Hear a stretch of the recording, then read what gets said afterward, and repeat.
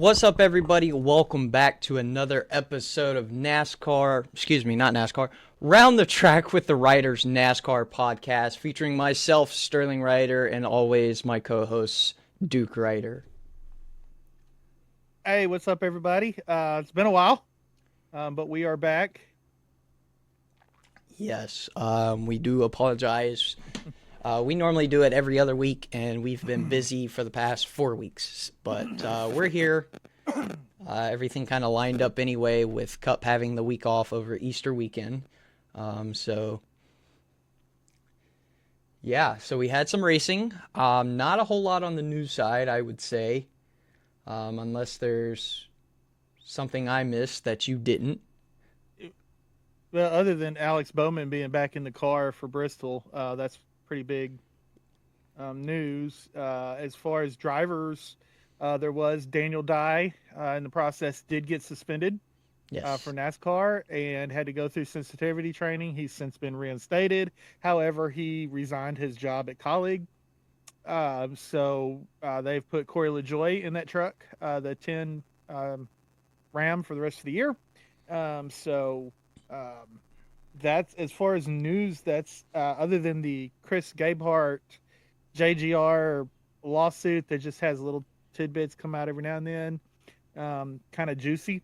But other than that, there's really not news. The only thing I can really say about the Gabehart JGR thing is, to me, this lawsuit is kind of like the wife or the ex-wife that sued the ex-husband for half of his lottery winnings, and he bought the ticket 30 minutes after they finalized their divorce, but she thought she was still entitled to the money, and the judge kind of just laughed at her and threw it out of court.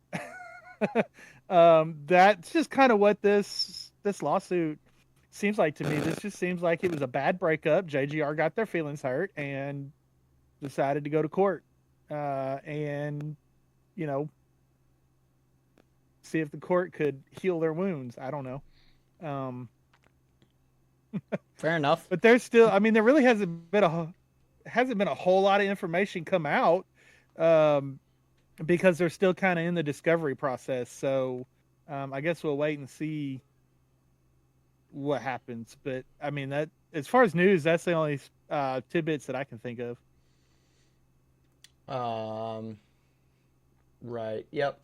The only other I'll just throw in, of course, we'll probably talk about this when we get to the O'Reilly's Rockingham race. Cletus McFarlane, his actual name's Gareth Mitchell, if I'm correct. Yep. Okay. We have discovered has not been approved to race Talladega due to performance at Rockingham. So, of course, we'll talk more about that when we actually talk about the Rockingham races. I just want to point that out. And then there's also been talks about the Talladega race, and all in all, for the Cup race, is stage 2 and the final stage are apparently supposed to be shortened due to the fuel-saving efficiency stuff. I've already seen a lot of fans say just get rid of stages altogether. Yeah, exactly. Hello? I literally saw somebody say, how about just 188 laps of no stages, of no caution breaks, which, again, yes, I don't mind. Okay, I'll give you my personal opinion. I don't mind the stages. I hate the caution flags for them. Keep the racing going. If you want to award points, go for it. Right? It worked well for 72, 73 years, right? Yep. No. Well, because I started this in 2017, I want to say. So it worked well for 60 some years. This is the 8th or 9th year of it, and stage points are great, but the cautions, and the purpose of the cautions was so that TV could run commercials, right? Without interfering in green flag. Yep. But we don't even get 10 laps to a race before we're watching a commercial. So it hasn't made a single difference in the amount of commercials. Right. Exactly. In my opinion, I think it's added commercials, to be honest with you. Yeah, exactly. because they get that extra break to have the commercials play. Yeah, so And they want to show live pit stops, so they drive around for 5 laps during commercial. They show the live pit stops. Then they go to commercial again. They drive around for another 5 more laps. Come back, do the shoes, and so it's a right, waste of laps. which was It's a waste of time. So, and I know a lot of drivers because there was a lot of pace laps that were unnecessary at Martinsville. A lot of drivers came out and said that was stupid. So again, and I mean, let's face it, Fox doing the side by sides, that's fine. I've got no problem. You can show. I think you need to switch screens. I think you need to put the race in the big box and the commercials in the small box. But if you want to show side by side commercials, that's fine. We're not really missing anything that's on the track. A lot of people are listening to it on the radio or on the scanners or something anyway, because fan outside of the O'Reilly series, fan. I'm trying to figure out what the word dislike over the booth, especially in the truck series right now. But it's starting to get that way in the Cup series. Has not been positive. And with the Cup series, most fans, they love Mike Joy. Okay. The fans are probably split 50-50 on Harvick. Yep. But there's not very many fans at all that like Clint Boyer. Yeah. And you can go back and listen to the Phoenix race where they had the IndyCar commentators with Townsend Bell and James Hinchcliffe in the booth with them, and you can tell the difference in professionalism with them versus Clint Boyer. And fans had a lot of praise for these guys come in the NASCAR booth. They don't know what they're talking about. They don't know anything about NASCAR except for what they have seen on TV, because they're usually busy doing their own things on the weekends, right? With IndyCar. But they come in to NASCAR, they ask intelligent questions, they give intelligent analysis, and it was very enjoyable to listen to. And then, Clint Boyer just goes off on some weird tangent while they're asking a serious question about what's going on in the garage. And it's just so fans have really been up in arms, I guess you could say, about the Cup booth with Clint Boyer and all that. So, and then of course the Truck Series booth is just an absolute disaster. Always. Always. And we've talked about that on this podcast numerous times. Yeah. So show your commercials. Show your commercials side by side. Don't have a 20-lap commercial or a 10-lap commercial.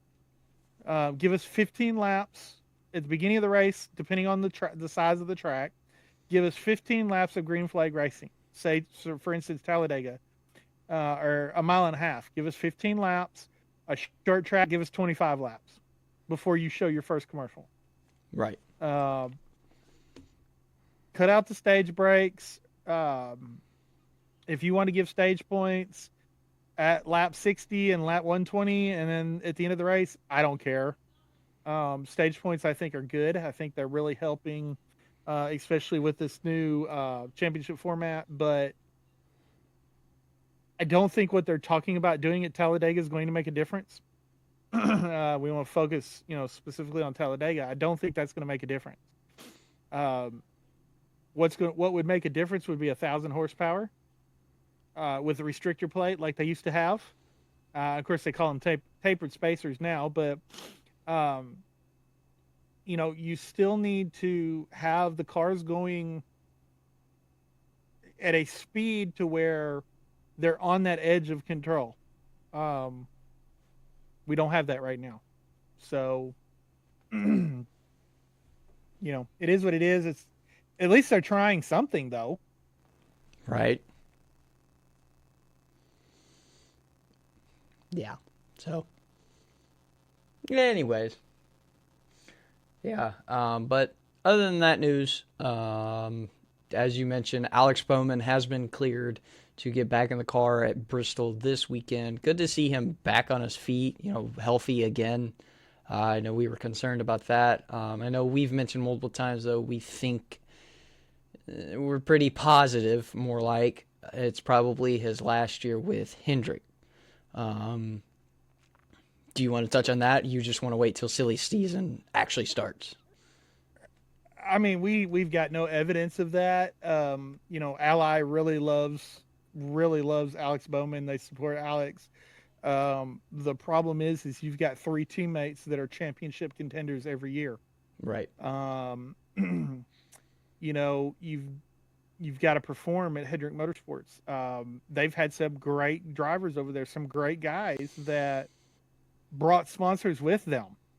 But then for whatever reason, they didn't perform up to the Hendrick Motorsports standards. And Alex Bowman has been there for a long time. I mean, he's been there since 2018 when Dale Earnhardt Jr. got out of the car, the 88 car, and he has not performed up to Hendrick Motorsports standards. Mm-hmm. So you got to think that his career there isn't very long,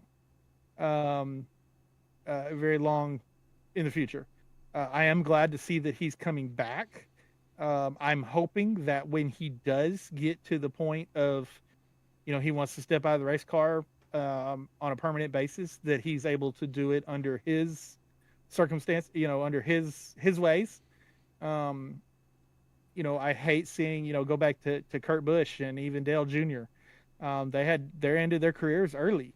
Dale did come back and race another year, but he wanted to race longer than that, but just with his health and his concussions and stuff, he just couldn't. Kurt Busch's career was ended on the racetrack in Pocono. There was nothing, he could do about that. Don't want to see that happen to Alex. So I'm glad to see that he's coming back into the car. I hope that he has another opportunity after Hendrick Motorsports, if he does not re-up, that he has another opportunity to go and be competitive. I think Alex Bowman could be the next Justin Allgaier in the O'Reilly series. Mm-hmm. He could step down into the O'Reilly series and maybe he goes with Junior Motorsports. And he can go down there. He can be a title contender year in and year out. Because there's not a whole lot of top cup rides that are going to be open. There's going to be a lot of movement, but I don't think there's going to be a lot of rides that are going to be available for Alex Bowman. So, because I think the rides that are swapping, I think they've already, the drivers that are leaving teams know where they're going, and the drivers that are coming up out of the lower series know where they're going. So I think, the announcements just haven't been made because maybe there's sponsorships that need to line up or contract negotiations and stuff like that still being done. But, who gets in the 48 car is going to be the question. If Alex, if we're right and Alex doesn't re-sign, who goes in that 48 car? That's a top ride that's going to be open that probably is not, but I would say that Rick Hendrick has two or three guys. Jeff Gordon's got two or three guys, so that's, 4, 5, 6 guys that the two of them have in mind that they are looking at, that they are watching, that, when they decide what Alex is going to do, they'll start contacting these 5 or 6 guys and start deciding who's going to go in that car. Right. Yep. And the only thing we really know about, silly season is, I was going to say we're maybe, because you were mentioning how some might already be lined up, just waiting on sponsorship, or contract negotiations or whatever. I was going to throw in, or maybe it's just the fact that they're waiting on the first bit of news to drop before it all, the gates open up. But yeah. probably I'm fit. I think I'm 50-50 correct on that because we've already had news technically announced for the silly season to begin, and that was beginning with Spire and Carson Hocevar signing through 2030, which is great for Spire, great for Hocevar. That's Spire investing in future talent right now, and we've seen how much Spire has improved in just a couple of years. So that's going to be huge. Probably even this season is going to be huge. We've seen Carson come very close with a couple of close calls, causing a couple of hurricanes on the way, but still. So we technically do have that first bit of news, but there is more to come. He's Carson, I think, and I think that was a very smart move by Spire, because I think when Carson is actually able to get that first win, it's going to open up a floodgate of wins for him. It's just getting him that first win, and we've seen this with a lot of drivers. We saw it with Chase Elliott. It took him a while to get that first win. He got that first win, and it's like boom. Yep. Now he's got 22 wins. William Byron's the same way. It took him a couple of years to get that first win, but he got that first win, and then just boom. It's like that. We see that a lot with these drivers. They figure out, they're able to put together 199 of 200 laps, but there's one lap in the race somewhere where they make a mistake, and it costs them the win. When he is able to figure out how to put 200 laps together in a 200 lap race, he's going to be dangerous. And that team has showed that they can put the cars underneath him to get him to victory lane. He's just got to figure out that final little piece to the puzzle. Yeah, absolutely. Which I think would be where running some O'Reilly Series races, if he could get a car, somebody to put him in a car. He does run some truck races, but he really needs some more competition. And I think there's tougher competition in the O'Reilly Series. So if he could go down there and get in a car that could compete, he could figure out that last little piece of racecraft that would help him to propel him into victory lane in the Cup Series. But he's going to get there for sure. Absolutely. And sooner than later. Yes. Indeed. Indeed. And I'm going to have another driver to start adding to my diecast collection. Whippy. More money. Thanks, Lionel. Or Lionel Brand Group, whatever you're called now. Of course, they have not announced whether they're going to offer his Darlington car, which if they don't, that's just stupid. Yes. I mean, that's a moneymaker right there. But he doesn't have a whole lot of paint schemes that I like. Very true. We'll talk about the Darlington. I was going to wait till the race, but you brought it up. The Darlington scheme, first off, that was awesome. I loved it. The fact that it was I don't know, I think he said it on Dell Jr. Download. It was Chili's idea, not his. His initial idea was doing a Dell Jr. number 8 Budweiser kind of throwback scheme. But Chili said, no, we want to go with Dale Earnhardt Sr. Wrangler scheme. And honestly, I think it came out really good. Obviously, the numbers should have been on the door, but that's me. Actually, that's anybody that understands NASCAR. But otherwise, it was a really nice looking car. Looked good on the track. Honestly, the color scheme, even with the Chili's logo, it's completely different than what Chili's colors are. It still fit very, very well. So I would agree that would be a very not so good financial decision if they didn't make the diecast, because they should automatically know there's people that want the diecast for multiple reasons. So yeah, what were your thoughts on it? Yeah, and I really liked it, and I thought they moved the number back as far as they could legally move the number back.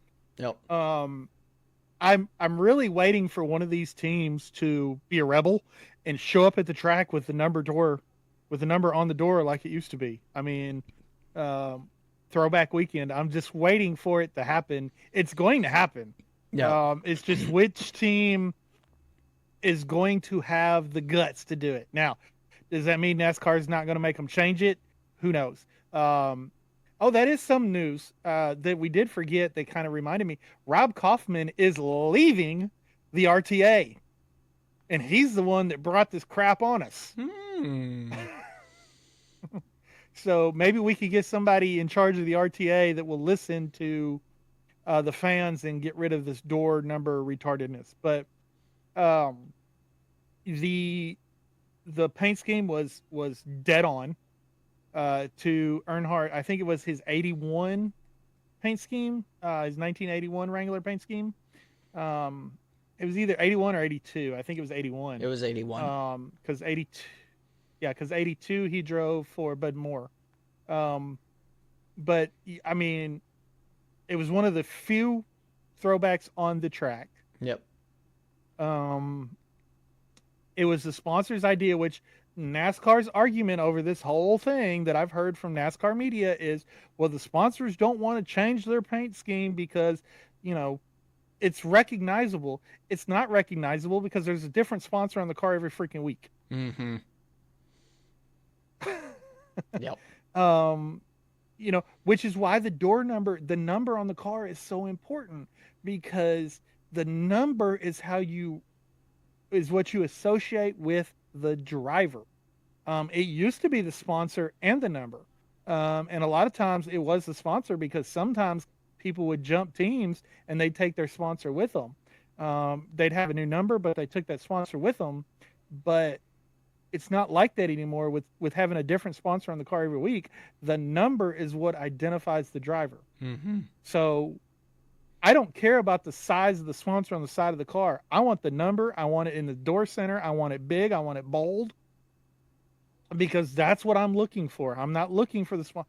If I want to look at the sponsor, I look at the hood of the car. It's always been that way in NASCAR. You know, so, but that particular car, it was fun to see. It was fun to hear his excitement about it. It was fun to hear Dale Jr.'s excitement about it. And it was exciting to hear Chili's embracing it. Absolutely. Yeah, it was awesome. So, yes. Okay. Well, I suppose we can talk about some actual racing now. Cars went in a circle. Okay, good job. We did it. No, I'm just kidding. Well, it's better than going in a road course 25 times a year. Yeah. Fair enough. So I believe we'll start with the O'Reillys at Vegas. Yep. First race since we've recorded. It was, honestly, to me, an O'Reilly's Vegas race. Right. Where Justin Allgaier pretty much dominates the race, and then since Kyle Larson's on the track, he ends up winning it. O'Reilly's Vegas race. Yeah, I mean, as Vegas races go, obviously it was the best race of the weekend. Yes. Well, I guess that's, as O'Reilly's series goes, it was the best race of the weekend. Usually.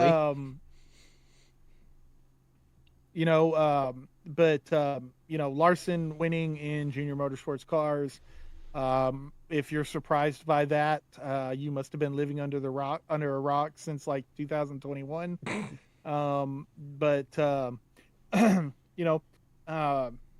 Anytime that car can win, it really, it's good. I mean, because if Kyle Larson can go out and win in that car, Chase Elliott can go out and win in that car, William Byron can go out and win in that car, that also means that Rajah Caruth can go out and win in that car. And he's shown this year that he is fast. Absolutely. Even in that 32 car, he's fast. He was fast at Vegas.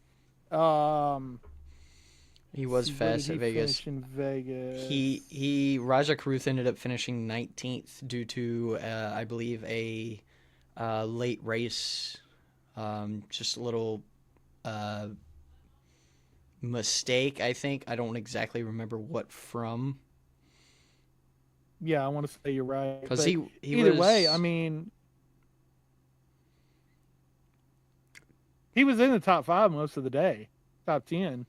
Yep. Um, I think he was top 10, top 15. Because he normally was there at the beginning of the stage and then just kind of fell out of the top 10 at the end of the stage, which happens. It happens to me. It's on the sim, so I understand. But yeah, I was doing great. So, he continues to yeah, and show. Go ahead.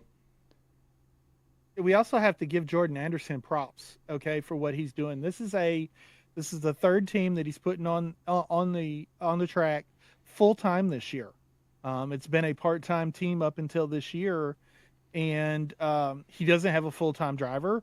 He doesn't have a full time sponsor. Dale Jr. is helping him out with building Rajah's cars. They're coming out of the Junior Motorsports shop. Just like the 91 car is coming out for Carson Quaffle out of the Junior Motorsports shop. But Jordan is willing to undertake this third car in order to help Junior Motorsports out, but he has to field that car when it's not Junior Motorsports equipment, when it's not Junior Motorsports money backing him. So, and that car is still running good when Raja's not in the car. So we got to give props to Jordan Anderson for the effort that he's putting into that third car. Absolutely. Absolutely. Like you said, he's been running this car, was originally running this car, part time, and now we're got full time with, select drivers, but still, almost every week on the track, you see that all 3 cars, top 15, top 10 even. So it's awesome to see. You love seeing those type of teams. Not saying Junior Motorsports on top is not bad, but seeing this, other teams that are still somewhat building up, up there as well. Mm-hmm. It's always great to see. And this is a team that almost got put out of business due to COVID because they missed qualifying for the Daytona race.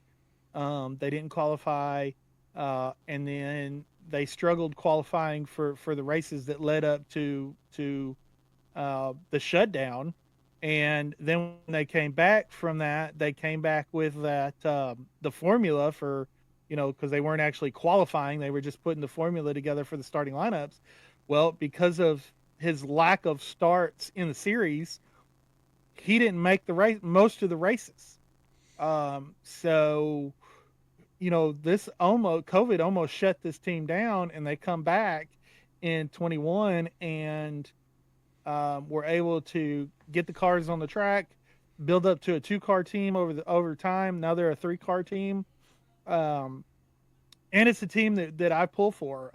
Got a lot of respect for Jordan and what he's doing in the O'Reilly series. He could have stayed in the truck series and been successful and ran multiple trucks and gotten, I think he would have gotten a lot of wins by now had he stayed in the truck series, but he made the effort and the decision to move up into the O'Reilly series, and he's starting to see some fruits of that labor. Mm-hmm. And it's good to see. Absolutely.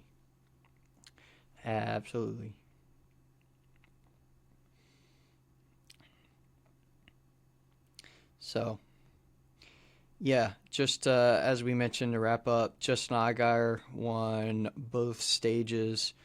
Kyle Larson comes in and wins the race. Chase Briscoe second, Sheldon Creed third, Justin ending up in fourth, Sammy Smith fifth, Jesse Love sixth, Connor Zillage finishing seventh, Corey Day continuing his impressive top 10 runs, finishing in eighth. William Sawalich in 9th, and Austin Hill rounding out your top 10. So,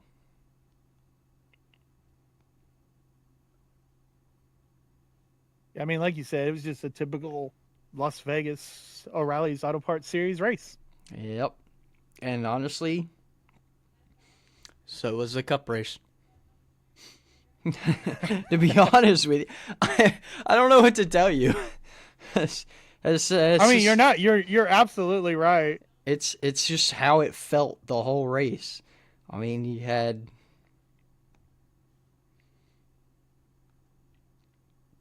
basically your Vegas drivers there at the end of each segment of the race. And it came down to, two of them. One I would have much preferred over the other, but, I mean, yeah. Yeah. Well, look, we've said many times that we're not the biggest Denny Hamlin on track fans. I'm a fan of his off the track, especially with what he does with his Actions Detrimental podcast. But and I was actually pulling for him to win the championship last year. But you got to look at the offseason he had. He lost that heartbreaking championship. Mm-hmm. And then he lost his father due to a terrible house fire over the offseason. And then it took him a few races to get back into victory lane. And he even said in an interview, he's like, when we came back to Daytona, he's like, I really didn't feel like being in a race car. Mm-hmm. He's like, I just didn't. I just did it because it was my job. He said, but being able to get out there and get this win has really kind of motivated him and kind of reignited his spirit and stuff like that. So, in the Denny Hamlin playbook of things, this is a step in the right direction towards dealing with some of the things and some of the heartbreaking things that he had to deal with at the end of last season and throughout the offseason. So I honestly wasn't too mad about this win. Obviously, I would have preferred one of the driver in second or third to win, but it didn't really break my heart that Denny Hamlin won this race. What did break my heart about Denny Hamlin winning this race is that he surpassed Kevin Harvick on the top 10 on the most wins list in the Cup Series. That is the one thing that did break my heart about Denny Hamlin winning this race, but it is what it is. We knew it was going to happen last year. Right. So, it is what it is. It is, but I mean, like you said, he had a very tough offseason, was still questioning getting back in the car at the beginning of the season. You can't, all you can do is, feel sorry for him really, but, like you said, this win kind of reignite that I want to race spark. I want to keep racing spark.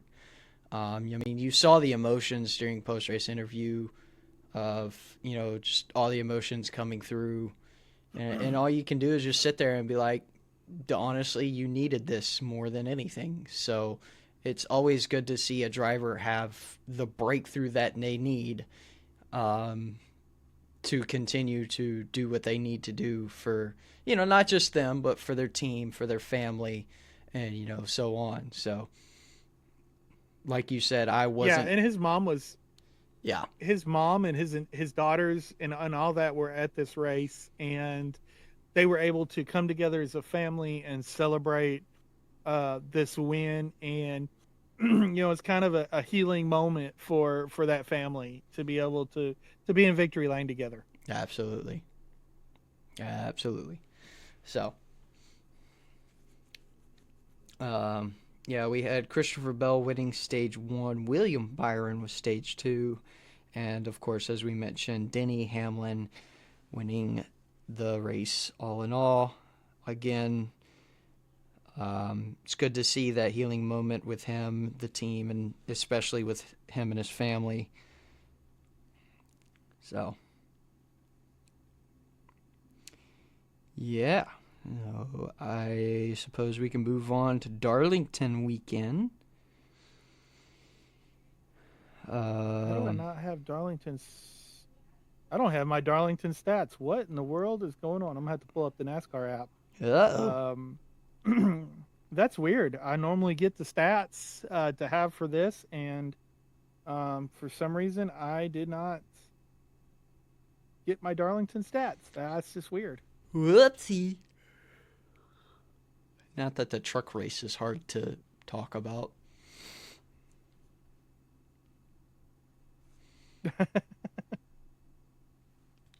Oh, you talking about Corey Heim doing Corey Heim things? Yeah. And still not understanding why Corey Heim doesn't have a full-time ride somewhere. Right. I mean, it is what it is. It's money. We all know it's money, or lack thereof, really on his part. I really wish we could get back to a NASCAR model where talent won out over money. Yes. Unfortunately, for whatever reason, it doesn't look like we're going to get back there anytime soon. So it's frustrating because I 100% agree. I 100% agree that he should have a full-time ride somewhere.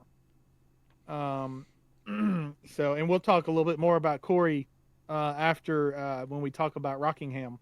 But yeah, Corey Heim doing Corey Heim things. Yep. I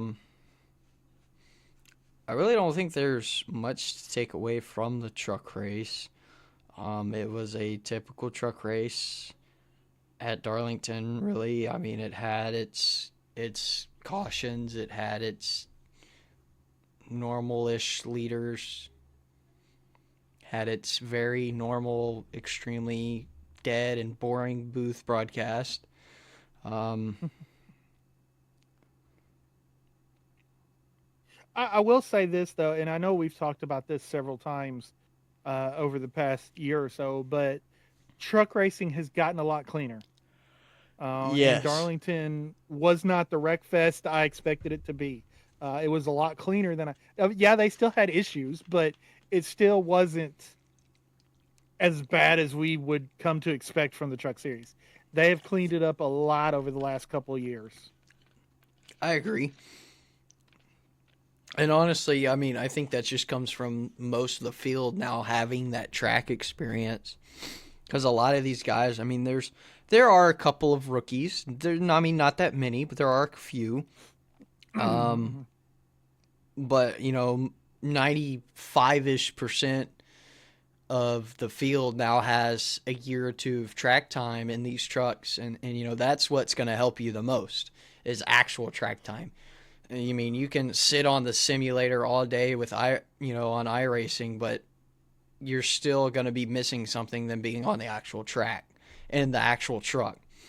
So, and I think that's why our truck races are a lot cleaner. So, just my 2 cents. Yeah, definitely. Yeah, I agree 100%. Experience means a lot in these series. Absolutely. Absolutely. I mean, we see that with just, I mean, I know we're not talking about O'Reilly's right now, but we've seen that with Cletus and both trucks and O'Reilly's. The experience is what he needs. He's getting it, which is great for what he's wanting to do. But, he needs that track time, and he's getting it. That's what he needs. So as he continues to build that track time, you're going to get better. Yeah, for sure. So, and I think he would be wise to and I know we'll talk about, well, actually we'll just save that conversation for when we get to Rockingham. But it was a truck race. yeah. It was a truck race with Corey Heim doing what Corey Heim does. If Corey Heim does continue to race in the truck series, We know he's going to get that full-time Cup ride probably next year, probably with 2311. But if he's able to come down and do, now he's not going to be able to run the amount of races that Kyle Busch ran. But if he's able to come down and run, his 8 races or whatever it is that they're allowed to do now, I think it's 8, to come down and run in the Truck Series, he could break Kyle Busch's record for Truck Series wins. He's that young, and he's already got that big of a head start on Kyle, that he could, if he's still allowed to go and do this, and play, I'll call it what it is, he'll be playing with the Truck Series. He could potentially break Kyle Busch's Truck Series record, and that would be kind of cool, honestly. Yes, it would be. I mean, we've talked about a couple of records being broken. I mean, records are eventually. It may take some time with some of them, but they're made to be broken at some point. So it's good to see a younger generation come in, and it's gonna make whoever's holding the record, probably hold a grudge towards them at first. But it's great to see the younger generation come in. It just proves that there's still a lot of talent out there coming in with the next generation. And Corey Heim is showing that type of talent. He's showing that Kyle Busch talent, thankfully not with the Kyle Busch mentality, but the talent, coming into NASCAR overall. I mean, we've even seen him run some cup races and do, I mean, I wouldn't say the best, but he's done solid compared to some others. So, it's good to see, in my opinion. Yeah, definitely. So, we had good old Christian Eckes winning stage 1, Caden Honeycutt with stage 2, and Corey Heim, of course, as we mentioned, winning the race, giving Ross Chastain a good run for his money. Chastain finished second, Eckes finishing third, Honeycutt fourth, Connor Mozak finishes fifth, Christopher Bell finishing sixth, Grant Evenfinger seventh, Giovanni Rosario in eighth, Daniel Hemrick ninth, and William Silwalich finishing 10th. Yeah, I mean, there's nothing out of that top 10 that is shocking to me. Yeah, I would agree. So we can move on to Darlington. I will state, because I believe this was the race Alex Bowman was supposed to fill in the 88 for, if I'm not mistaken. But they had Kyle Larson fill in instead, since Bowman was still under medical care and was not cleared at the time. So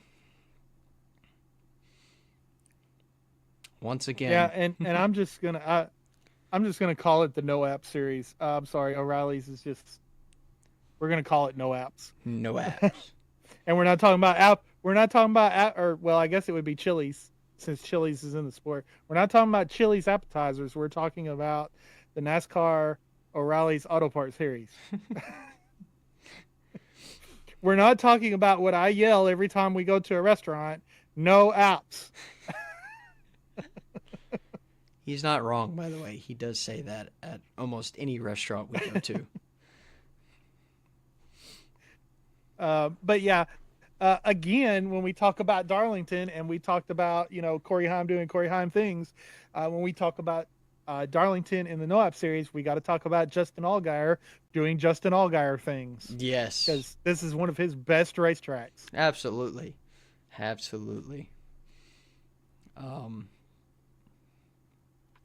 Honestly, yeah. I mean, top 10 all day, finished 5th, stage 1, finished 4th, stage 2.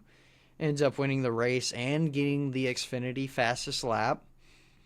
I apologize. I keep forgetting that's still a thing. Even Xfinity not being a primary sponsor, it's still a very big sponsor in the sport. And so I apologize for forgetting about that. But I mean, Larson was there. Larson gave him somewhat of a run for his money because Larson swept stage 1 and 2 and still ended up finishing 4th himself. So, but yeah, Justin Allgaier, as usual, gets it done at, Darlington Raceway. Yeah, I mean, it just proves that Justin is going to be that championship contender until he decides that he's going to hang up the helmet. And Darlington is one of his best racetracks. Phoenix is a really good track for him. So to see him come out and to win at Darlington, I'm not surprised. What did surprise me, though, was all 5 of Junior Motorsports cars showed up, and not a single one was a throwback paint scheme. Yeah. It was interesting. It was interesting, especially indeed. Knowing how Junior is with the throwbacks. Yeah. But I mean, as we've somewhat mentioned before, that could have been a sponsor thing. Just saying it could have been possible for that. So,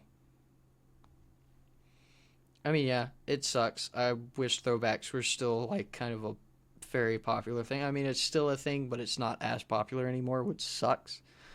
So yeah, well, and no, NASCAR didn't want to put an emphasis on this. They didn't they didn't put out a big thing. They just wanted to honor the historical figures in the sport.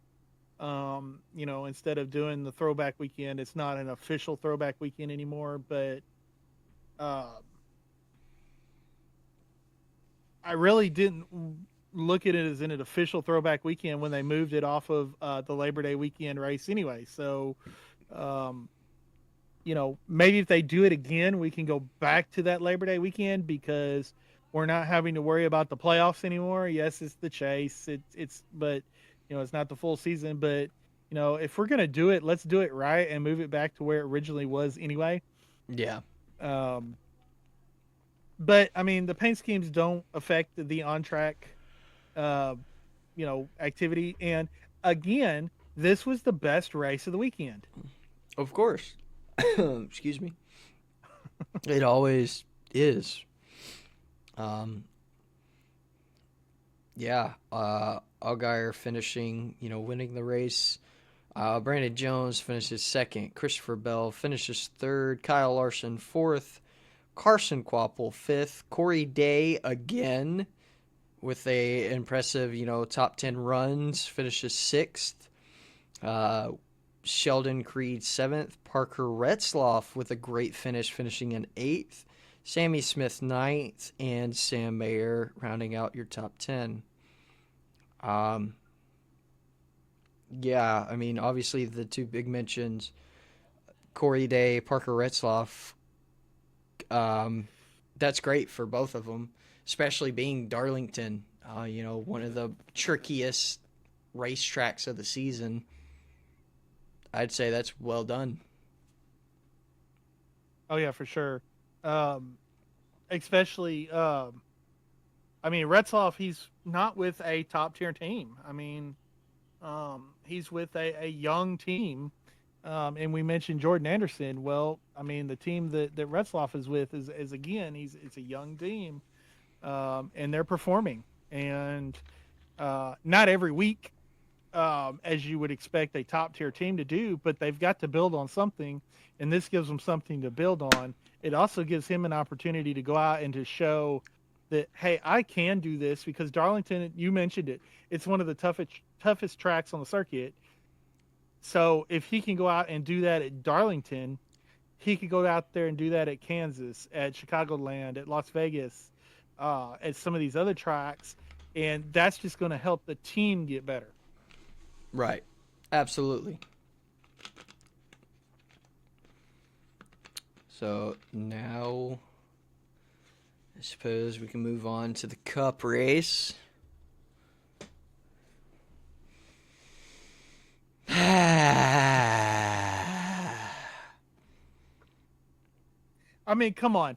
We have to celebrate this, because one of the things that we said about going back to the full season championship, because there were a lot of people saying, well, what if somebody comes out and, wins 10 races and has the championship locked up with 2 races left to go? You know what? And we all of us that were proponents of the full season championship were like, you know what? If that's what happens, let's celebrate it. Okay. If somebody's able to, because we used to, back when Jeff Gordon was doing it, when Dale Earnhardt was doing it, we were celebrating it.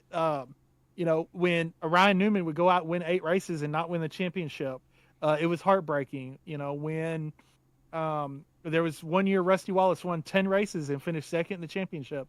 To me, that was heartbreaking because I was a big Rusty Wallace fan, right? Mm-hmm. But we're able to celebrate that Earnhardt won. We were still able to celebrate. I think it was Tony Stewart that won the year that Ryan Newman ran 8 races. I can't exactly remember. It might have been Kurt Busch. I can't remember. It was the first or second year of the original Chase format. But what Tyler Reddick is doing right now, let's celebrate it. I mean, we may not be the biggest Tyler Reddick fans. We may not be the biggest Toyota fans, but what they're able to do, we've got to celebrate it. Because it's a rarity for it to happen. It doesn't happen every year. It's not going to happen every year that a driver is able to go out and just be as dominant and do what he's doing. But, I mean, we need to celebrate it when it happens. And this championship format, isn't the perfect celebration, but it gives us a lot better chance to celebrate it than what it used to. Right. Absolutely. So, yeah, I mean, as you said, with that being said, I mean, it was still a good race. It was actually a Brad Keselowski race for most of it until the end. And Tyler Reddick comes in. God, I was pulling for Brad so hard. I know, right? Man, I would have loved to see Brad pull it off. I mean, he was there. He had the speed. He didn't have the tires, though. He didn't have the tires, and that is what Darlington will bite you for, because it is known for the tires, tire wear. Even though these newer compounds don't shred like they used to, still. But yeah, I mean, it was a good little, battle between Reddick and Keselowski. Although even with lap traffic kind of being in the way and being the cause of Reddick getting around Keselowski. But I mean, that happens, right? Darlington's tricky track, right, and there's only so much room to pass. So when there's lap cars in the way, you can just bite your tongue and hope for the best, honestly. So, yep. Brad won both stages. But I mean, it was a good race. The whole race was good. Yes. There was nothing really to complain about as far as the racing, the on-track product. Right. Absolutely. Yeah, we had Tyler Reddick ended up winning. Keselowski finishing second. Ryan Blaney third. Carson Hocevar going from the back all the way in the back to fourth. I'd say that's a real impressive run. Of course, I don't know if you noticed, but he was very fast during practice. Had issues during practice, which caused them to not be fast for qualifying, and then they ended up fixing that, which sent them to the back. But still, super impressive by Carson. He continues to prove why, one, he belongs in that cup car, and two, it proves he's going to get a win very soon. So, yeah, I mean, we've already spent in multiple podcasts. We've spent a lot of time talking about Carson. And, yes. Again, with Darlington being Darlington and him doing that well, that win is going to come, and I feel it's coming sooner rather than later. If he wins before July is before if he wins before TNT is finished with their portion of the schedule, it would not surprise me one little bit. Not at all. I would agree with that. Yeah. Otson Cindric 5th, Ty Gibbs 6th, Daniel Suarez 7th, William Byron 8th, Chris Buescher 9th, and Eric Jones, your top 10.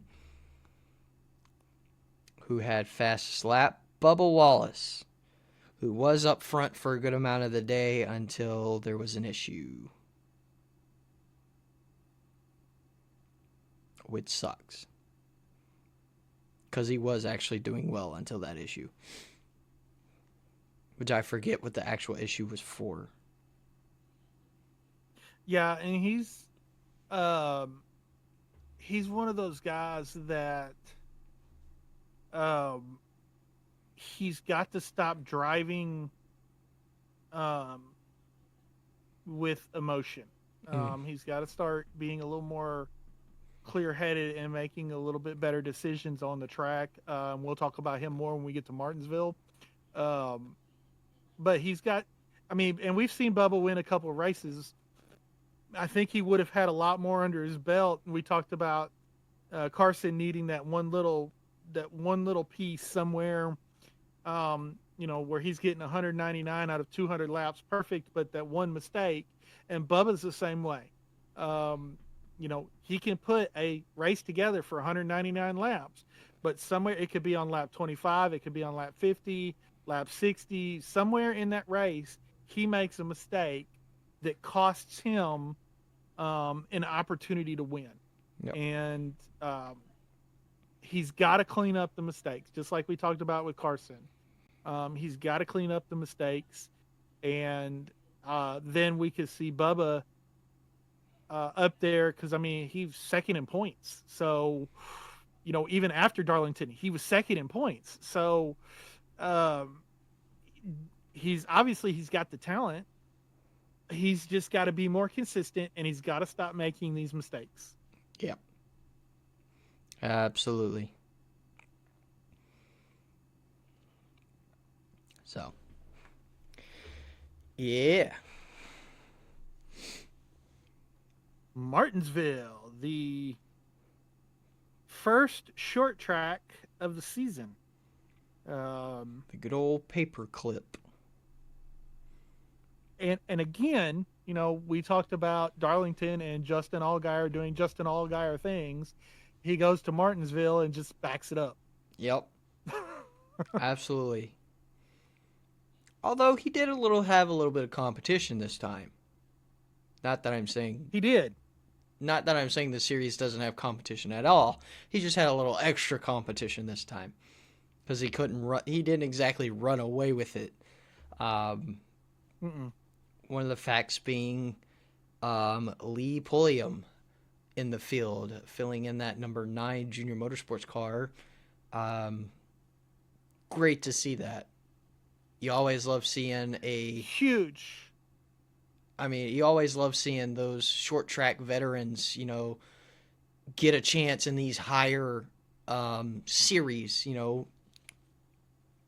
and to see him get to experience that with him and his family, him talk about how awesome the experience it was for him and his family, is awesome to see. You can't say no to that. You can't be mad about that at all. Right. And this is Dale Jr. doing Dale Jr. things, right? He did it for Josh Berry. He knew if Josh Berry got a shot, that Josh Berry would be successful.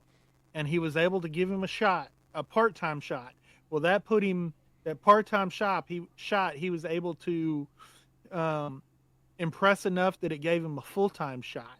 That full-time shot got him into the Cup Series. And he's actually got a Cup win.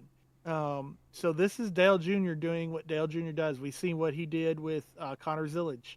And Brad, we've seen him do it with Brad Keselowski. you know, Chase Elliott, William Byron, Tyler Reddick, drivers that if they got a shot, they were going to be successful. And he's done it with many drivers that wouldn't have gotten, may not. Now, Chase Elliott and William Byron, they were pretty much shoe-ins, right? But Brad Keselowski, Dale Jr. just picked him out of nowhere. Yep. Brad had run some impressive truck races and caught Dale Jr.'s eye. Josh Berry, I mean, he'd been running Dale Jr.'s late model program for years. And Jr. was finally, he was like, I've got to get this guy a shot. And it's same thing with Lee. And Lee goes out there. He made a mistake. We will not deny that he made a serious mistake, but he's a rookie. This is his first ever start. And you expect them to make those kind of mistakes. But he was still able to recover. Yep. And have a good finish. And maybe, hopefully, this is just me talking. Hopefully that leads to another opportunity. And that other opportunity leads to a next one and the next one and the next one. And eventually we're able to see this guy in a full-time ride because a sponsor comes out and says, okay, I like this guy. I like what he's doing. He's done it the right way. Just like with Josh Berry, we want him. So they go to Dale Jr. and say, look, we want Josh Berry or, you know, just like you did with Josh Berry, let's do it with Lee. Oh. You know, we'll give you the money, put him in the car full time. You know, but this is how drivers that don't have the money themselves are able to get a shot because somebody takes a chance, puts them in for one race, and they go out and yes, they make mistakes, but they still are able to show their talent.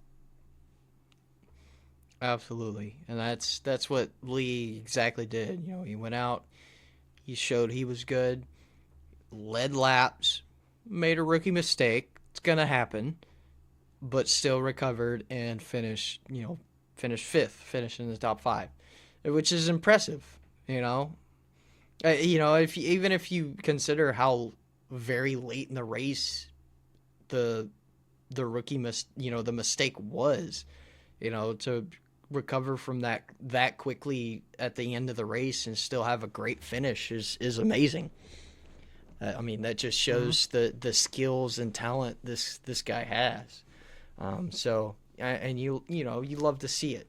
I know a lot of fans have been, you know,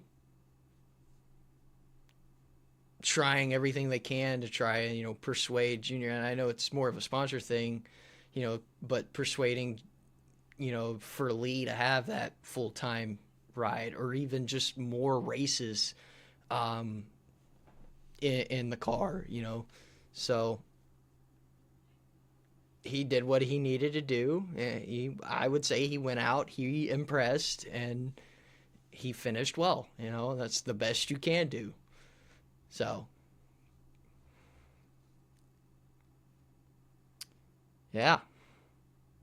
Yeah, for sure. But yeah, as you said, Justin pretty much did Justin things. He won stage 1. Austin Hill won stage 2. And, of course, Allgaier ends up winning the race. Corey Day, again, impressive, finishing second. He's getting closer and closer. And it's the wrong, I'm just going to say it's the wrong HendrickCars.com car I want up front. But still, it's good to see Corey Day, you know, that rookie up front. We've seen him make the rookie mistakes, obviously. We've seen some of the veteran drivers go to him about those rookie mistakes. But he's cleaning it up. He's getting better. He said he had things to work on the track. He himself, Corey Day, has said, you know, and the best thing you can do is acknowledge you're making mistakes and do your best to fix them. And that's what Corey Day is doing. That's what he's been doing. And it's showing on that track, which is great. So, yeah, Sammy Smith third, Sheldon Creed fourth. As we mentioned, Lee Pulliam finishing fifth, Austin Hill sixth, Dean Thompson seventh, Ross Chastain eighth, Ryan Seeds ninth, Brent Cruz your top 10. I will mention a heartbreak. Raja Karuth was in the top 10. He was running 9th until he got loose coming out of turn 4 and got turned around. Darn. That sucks. Yeah, I mean, that was one of those he kind of put himself in a bad position. But it is what it is. Him and Jesse Love had some contact. They talked it out after the race. I really like how Jesse handled that because, his crew chief came in and he's yelling and screaming at Raja. And, Jesse's like, look, if you guys want to argue and yell, y'all go over there. We're going to go over here and talk this out. If you guys want to go act like kids, go act like kids. We're going to go over here and talk this out like adults. Right. And now a lot of fans are going to be like, well, we don't like that because we want to see them fight. Okay, whatever. I'd rather see grown men act like grown men than act like 3-year-olds. Yeah. Fighting on the playground over a kickball or something. I don't need the reason. I don't need another reason for some pit reporter to change their profile pic, like Bob Pockrass had to. Oh, he still got that picture up there. I know. It's awesome. It's hilarious. I love to see it every time. He's waiting for something to happen where he can replace it. Right.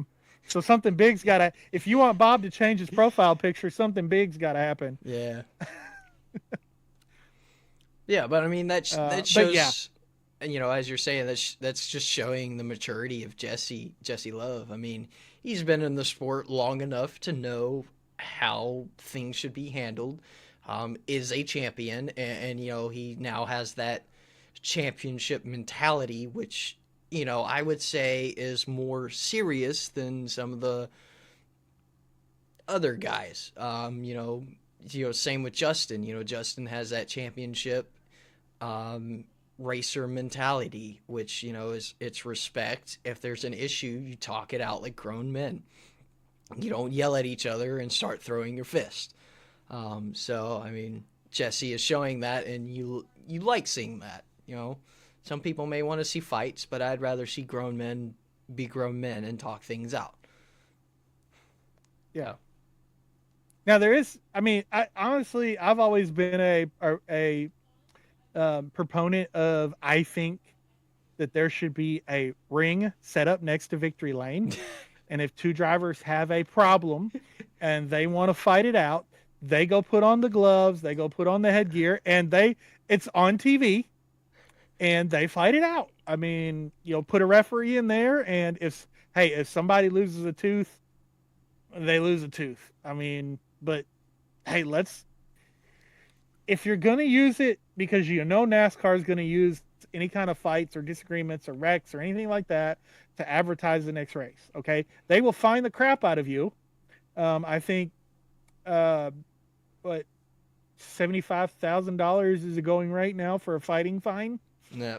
I think that was what Ricky Stenhouse got hit with a couple years ago at was it the All-Star race or the Clash, one of the two, where like him and Kyle Busch kind of got into it. I think it was the All-Star, the one where race. Bob Pockrass changed his picture. Yeah.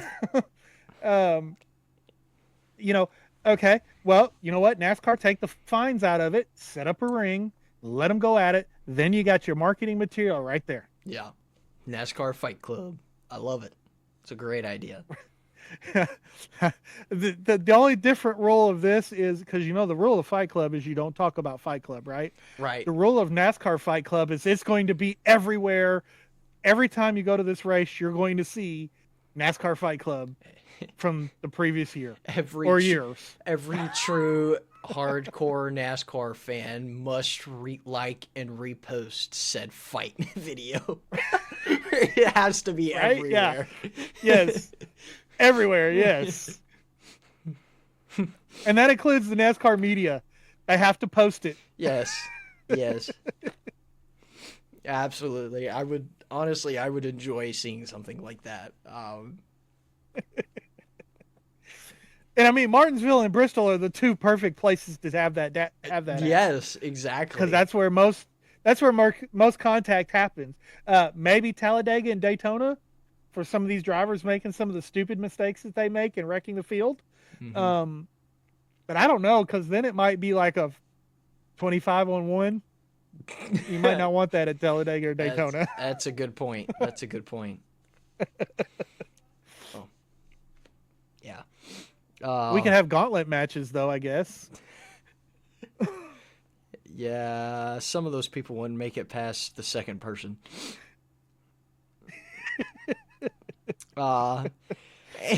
Anyways, we'll move on to the Cup race at Martinsville, which honestly was a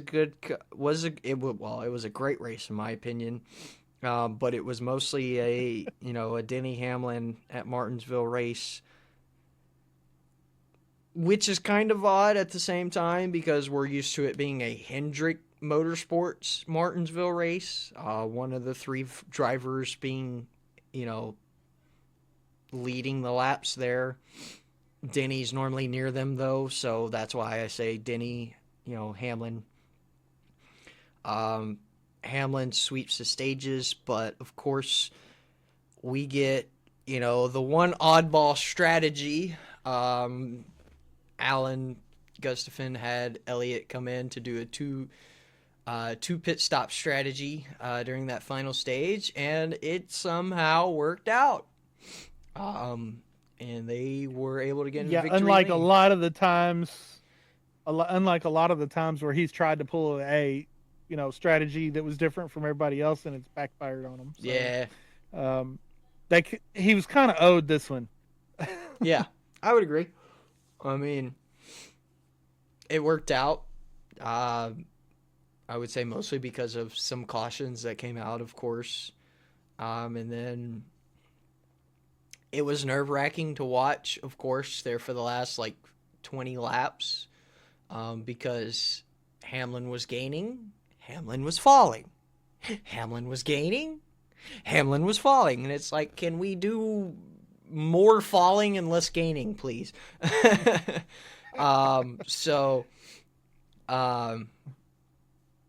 But they pull it off. Elliott gets the win. Hendrick kind of continues their Martinsville dominance. That's honestly about all I have to say about this race.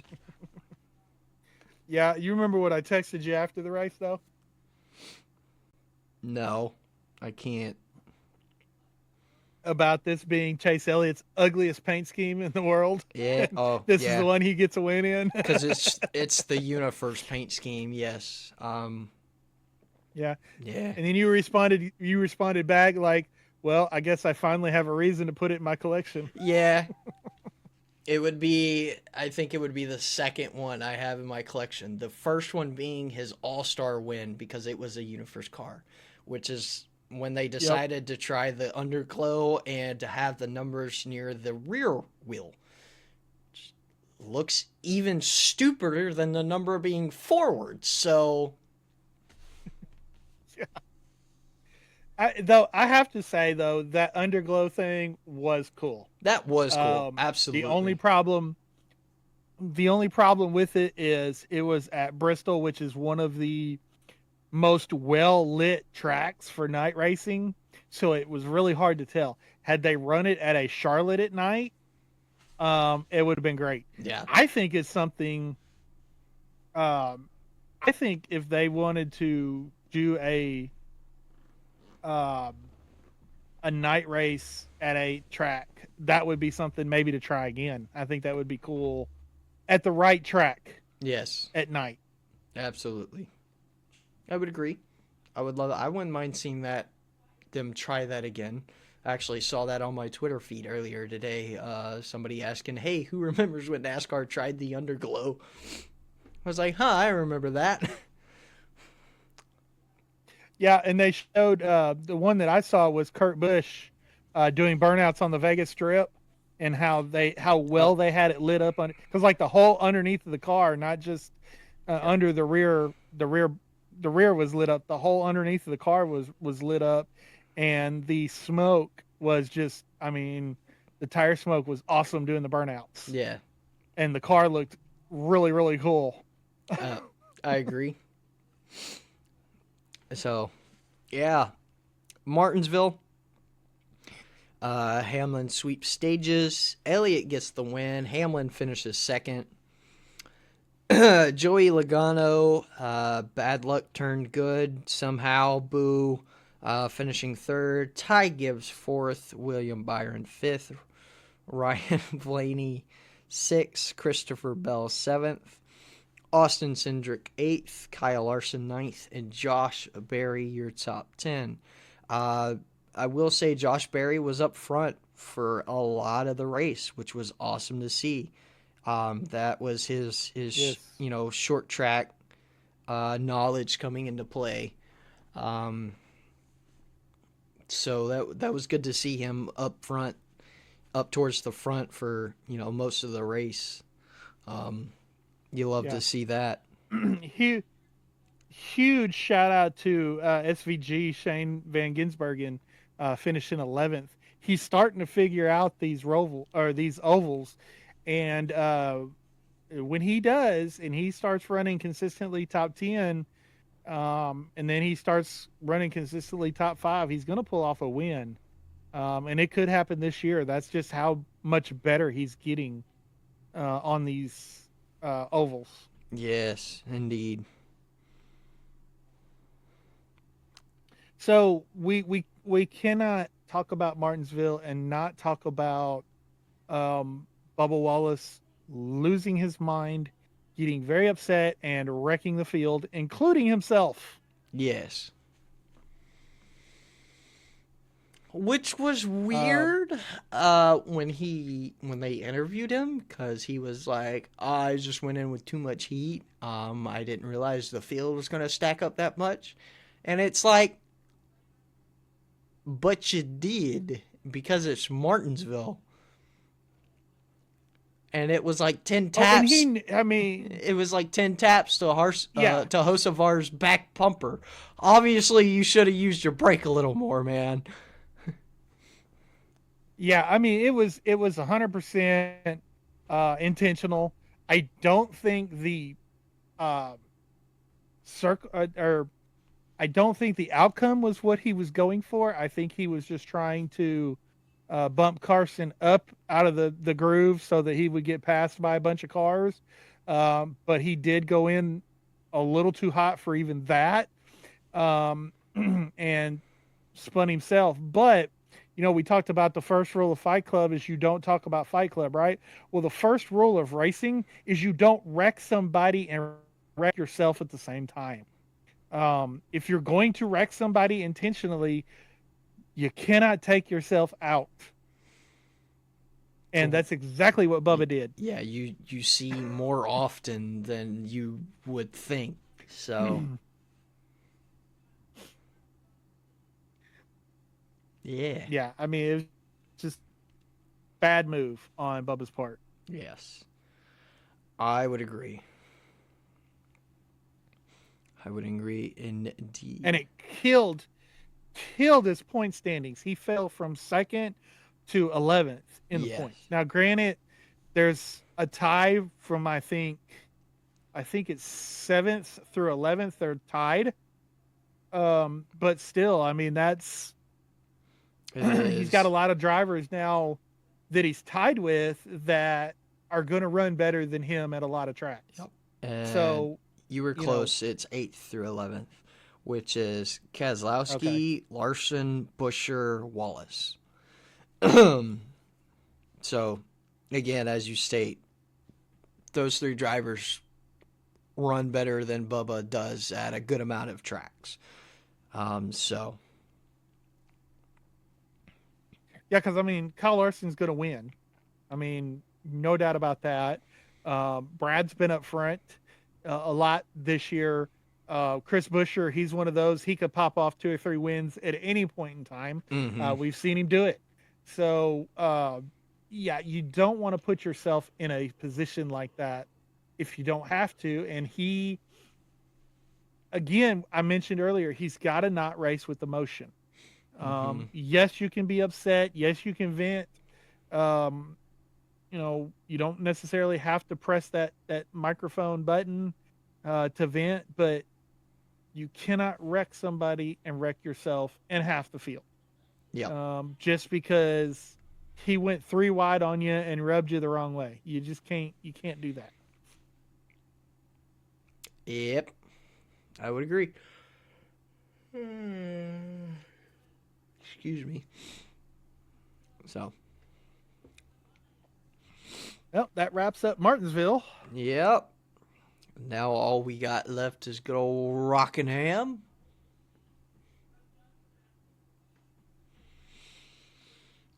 Not much to talk about. This racetrack, there's been a lot of calls recently. I think even since the Rockingham came back to get the Cup Series back there, and I heard a lot of discussion on the NASCAR podcast this week that would be a perfect place for an all-star race, and I have to agree. That's how we got North Wilkesboro back on the schedule.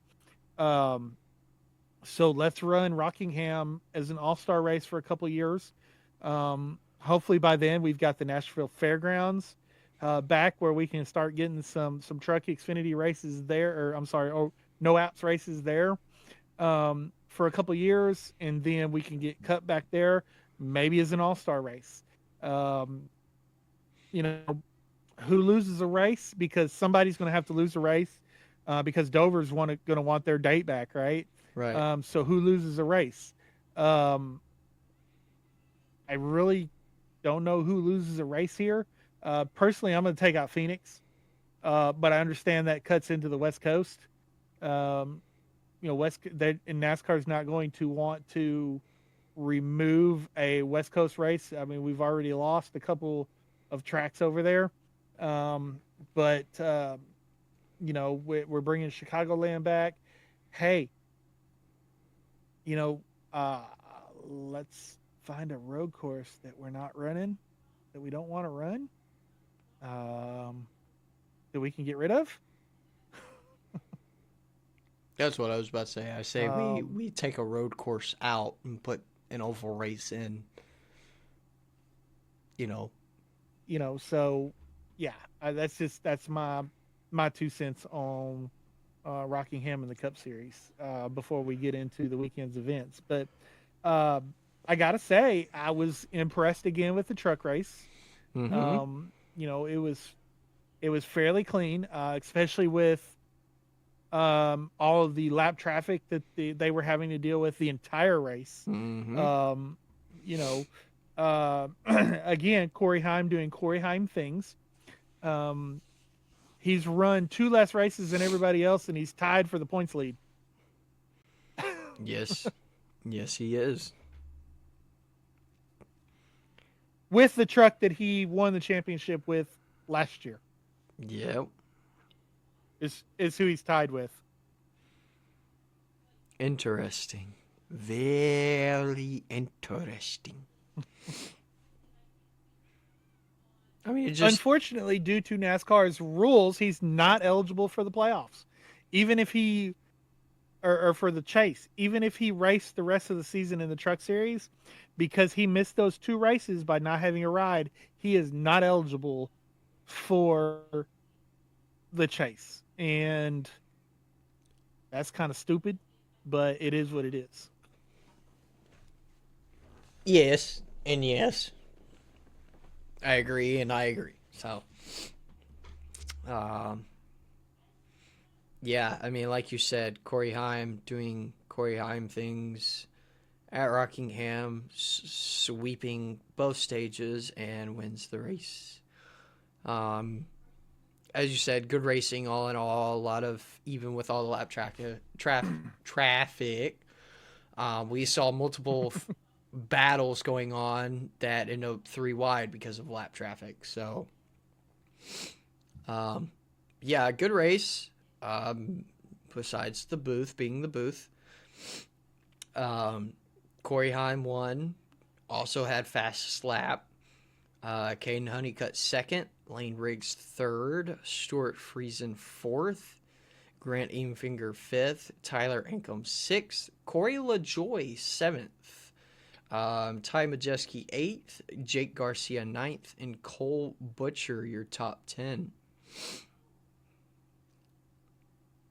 So Yeah, and seeing Corey LaJoie come out, his first start with that truck, was able to be competitive. Um, you know, he, I, I really think that Corey LaJoie needs to look at this as a redemption tour. This opportunity that he has, because a couple years ago when he lost his Cup ride, he was very, very down on the Truck Series. He didn't want to race in front of 25 people. He was just very, very negative about being in the Truck Series, Yep. On a full time ride. And now guess where he's at? He's in the Truck Series with a full time ride. Obviously, he's not going to be eligible for the chase because of, the things that we just talked about with Corey Heim. But if he handles himself right, he carries himself right, he performs, maybe this leads to an opportunity for him next year, maybe with colleague, to stay in that truck and go and compete for a championship. Maybe it gives him an opportunity to move up into the NOAP series and have a chance to race for a championship. Corey LaJoie is one of those drivers, like I mentioned with Justin Allgaier. I mentioned that Alex Bowman could move down and be a veteran in the NOAP series and run for championships. I think Corey LaJoie has that same ability to do that, but he's got to put his heart and soul into doing that. Say, look, I'm not going to be a Cup driver again, so I'm going to dedicate myself to doing this. I'm going to put my heart and soul into it, and I'm going to go out. I'm going to give 110%, just like I would in the Cup car, and I'm going to make a name, and I'm going to win races, and I'm going to win championships. Absolutely. He could be, he could kind of be like, Ron Hornaday, Matt Crafton, well known for racing in the Truck Series. Because of that type of attitudes they had, Corey could absolutely add his name to that list. So, I agree. I would agree. I think he should, now that he's actually in the truck for the rest of the season, maybe this will be a little wake-up call, and he'll be like, hey, maybe this ain't so bad. Maybe I should focus on doing this. And he'll see that there's more than 25 fans there. There's like 50. Yes, very true. Yes.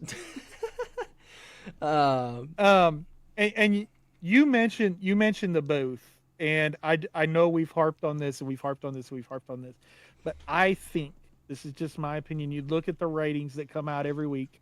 I get them on X, and I believe, because you see a spike in ratings when you have a quality booth in the Truck Series.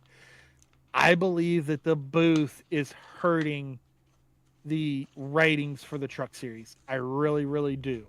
Absolutely. I wish that Fox could see that, and it is 100%. And I hate to put this on her, but it's 100% Jamie Little, because there is no energy in the booth. I don't care what driver is up there with her. We've seen Kevin Harvick and Joey Logano in the NOAP's booth. We've seen them in the Cup booth. We've seen them in the Trucks booth. And when they're in the NOAP's booth or the Cup booth, you could hear the excitement in their voice, right? Mm-hmm. But when they're with Jamie Little, there's no excitement in the booth whatsoever. The lead announcer, the Mike Joy, the Adam Alexander, the Rick Allens, dang, I don't know why I just forgot his name, the guy that does NBC right now. They are the ones that set the tone for the excitement in the booth. When they get excited, it rubs off on the color commentators, right? And I was hard on Adam Alexander for years because he would go out and he would call races and he had no excitement in his voice. But what he's done with the CW over the past few years has been awesome. Adam has turned into um, a commentator, a play-by-play guy that is one of the best in the business. Um, and Jamie Little, she's been in the booth for a long time, and still there's been no growth. So they really got to make a change. Yes. Phil Parsons is okay. Michael Waltrip is somebody else that he's just got to go. I used to love Michael Waltrip. I loved Darrell Waltrip in the booth for a lot of years, but it got to the point to where it was time for Darrell to go. And Michael has passed the point where it's time for Michael to go. Still love Michael Waltrip. Was a huge fan of his as a race car driver. Same thing with his brother. But it is time for Michael Waltrip to go do something else. It is time for Jamie Little to go back to pit road. She does an amazing job on pit road. Yes. Amazing job on pit road. But in the booth, there's no energy. For whatever reason, there's been no growth. There's been no development over the past several years. And I believe it is hurting the truck series. It's not helping whatsoever. I agree, 100%. It needs a change. We need somebody with the energy to bring to the booth, to bring to the broadcast. Jamie does great as a pit reporter. We know she does. She's done pit reporting for not just NASCAR but other series as well, and has done really well. In the booth, there's nothing. It's just not there. I would agree. We need a change, and I could see why the ratings are hurt so badly because of the booth. Speaking of which, something I forgot to mention, Darrell, as you said, as you said, was retired, but he was back up in the booth for Darlington, I believe, for the beginning of Darlington, Yes. which was kind of a nice, touch to it. We got a good Nice old throwback, for sure. good old throwback, and we got a good old boogity, let's go racing at the very start of the race. That was awesome to hear. There's on Discord, we have a soundboard that has literally him saying that as one of the soundboards. We play it 90% of the time trying to race. It's almost like it's a spam button where you just hear boogity, boogity, boogity, boogity, boogity, boogity, and then somebody stops pressing the button finally, and we hear the whole thing. It's basically that broken record kind of play sound in our Discord. Oh, that's great. That's great. But yeah, it was great throwback seeing him up in the booth. He talked about how much the older cars how they were raced. I love the older cars. I love that, I raced the 87s on iRacing. I raced Gen 4 on iRacing. If they had the 90 styles cars, which isn't much different than the 87s, but still, in there, I would race them. If I have a chance to race those older cars, I'm racing them. I love hearing these drivers talk about how those older cars race especially compared to the next gen car, because they're so different, so much different. The next gen car weighs almost nothing, as the older gen cars were bricks on wheels, literally. I mean, that's a good description. Yeah, I mean, the tire wear tells you enough with just the weight itself. So, I mean, it was great to have him there, have that good throwback, and talk about the old times. So, I forgot to mention that when we were talking about Darlington. So, I just want to touch on that real quick. Yeah.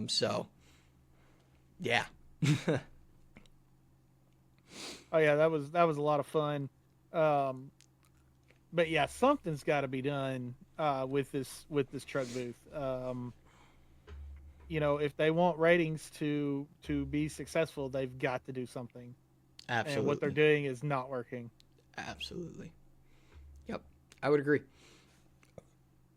So, yeah. Moving on to the final race to cover, the No Apps Rockingham race. Corey Day gets his first career pole, along with his first career stage win, and ends up getting his second stage win, winning both stage 1 and stage 2. Very impressive by him. However, he does not win the race, which, I mean, we see pretty often. One driver sweeps the stages, somebody else wins the race. That's just kind of how the racing goes. But William Sawalich picks up his first No Apps career win. Yep. Any thoughts on William winning? Well, obviously he drives for Joe Gibbs Racing, and we're we're not the biggest fans of Joe Gibbs Racing, Toyota and all that, but this kid was dominant in the ARCA series, right? Yep. Him and Butterbean went back and forth. He raced Ty Gibbs a lot in that series, and he did really, really well in the Joe Gibbs car and ARCA, and everybody expected him to come into the No App series and dominate because of the team that he's with, and that team is has been dominant in the past. And he struggled last year in his rookie year. Everybody expected him to have a Connor Zillage type year, right? Because that's what he had in the ARCA series with Connor Zillage in the ARCA series, and with Butterbean in the ARCA series. So everybody thought he was going to have a Zillage type year, and he didn't. So he's able to go out there. He was able to put a race together. He was able to get that first win. The first of what I believe, and what a lot of people believe will be many. Just look at the equipment that he's in. And he was going to have to win in the equipment because Joe Gibbs has shown that Joe Gibbs does not have patience. Yes. With driver development. He cut Joey Logano loose, and look at what Joey did after he got cut loose, right? He went to Penske and he's won 3 championships with Roger Penske. For whatever reason, sometimes it's just not the right fit, not the right team, not the right crew chief, whatever. We've seen this a lot in NASCAR over the decades. Where a driver, you look at Rick Hendrick and Brad Keselowski. Would Brad has been as successful, or would he been more successful at Rick Hendrick than he was at Penske? We don't know. But William Sawalich was going to have to do something. He was going to have to win in order to keep that ride, and he was able to go out and get that first win. What happens from here, I don't know. But he has the potential to get multiple wins for multiple years. So we'll just have to see how that goes. Congratulations to him. It at least keeps him in the ride the rest of the year. We'll just have to see how it works out from there. Yep, I would agree. But yeah, as you mentioned, he was great in ARCA. Struggled first year in No Apps. Yeah, it's actually funny because when you race him in the career mode of NASCAR 25 in ARCA, he's the guy to beat. Him or Butterbean. Yes. Those are the two to beat. It comes down to one of those two, depending on track mostly. So you're right. However, when you switch over to the truck series, William Sawalich has a truck ride, but is then nowhere to be seen until you pass him pass him for him going a lap down. Lapping him? Lapping him at certain tracks. But I mean, yeah, it's good to see William win one, you know, after such a kind of crazy rookie year last year. As you said, we'll just see how he does moving forward. William gets the win. Brandon Jones finishes second. Justin Allgaier third. Raja Karuth finishing fourth. Great run by him.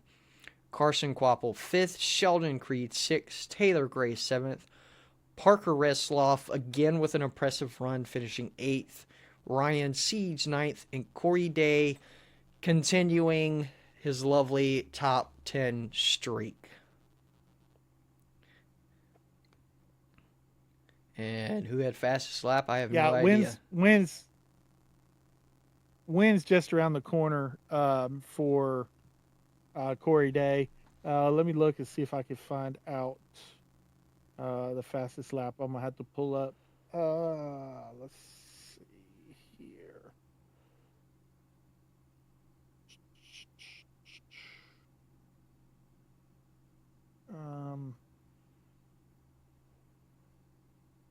Fastest lap. We are talking about Rockingham, correct? Yes. It looks like it was William Sawalich. I was about to say, it looks like it was William. Lap bonus. Okay, I'm just looking down the best lap times down on the leaderboard, and it was, Sawalich. So, yeah. Okay, so now we can talk about Cletus a little bit before we get to wrapping up. He did good in my opinion. Started 35th, ended up 32nd. Was doing good, keeping the car straight until he had his spin, which wasn't really on him, but also it was a combination of him and whoever else, and it kind of helped him. I forget who it was. But, he went out. He got track time, like we've talked about, is needed. Would have been better to see him run that, like a top 20, top 25 kind of run, yes, but I don't think it was expected, in my opinion. And now we've seen, kind of because of this run, he wasn't cleared to race Talladega for the no apps race. I do believe he's still running the truck race though. So yeah. Well, he did finish 5th in the ARCA race. Was up front all day in the ARCA race. And I agree with what NASCAR said. NASCAR said that they wanted to see him on some more short tracks in the ARCA and the trucks and even the no-app series before they would, want to see what he could do even on a mile and a half, right? So in my opinion, what would be a really good career move for Cletus would be to go and run a full ARCA season, right? Get the money together, run a full ARCA season. They run short tracks, they run mile and a halves, they run road courses. Go run a full season. I know he doesn't want a full-time NASCAR career, and I get that.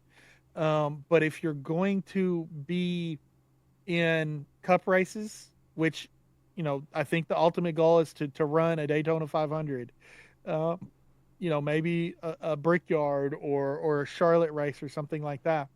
So if you want to do that, go and run a full season of ARCA. Run a few truck races on at a Las Vegas, at a Kansas, at a Chicagoland, at a Charlotte.